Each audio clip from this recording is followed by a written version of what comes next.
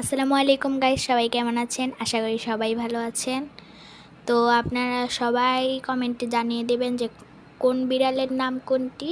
তো আশা করি আপনারা সবাই জানেন, কিন্তু অনেকেই জানে না যে যে সাদাটার নাম হচ্ছে মিমি আর লালটার নাম হচ্ছে লালু। তো কি হলো, আপনারা অনেকেই কমেন্ট করে বলছেন যে মিমির বাচ্চা নাকি ফালতু আর কি লালু। তো আসলে না, আপনারা অনেকেই নিশ্চয় শরীর দেখে বুঝতে পারেননি, তো আমি কাছ থেকে দেখিয়ে দিচ্ছি।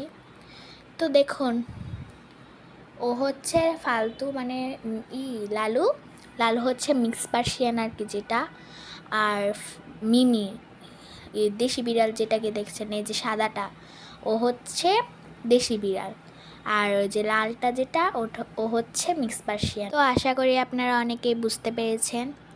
তো দেখেন,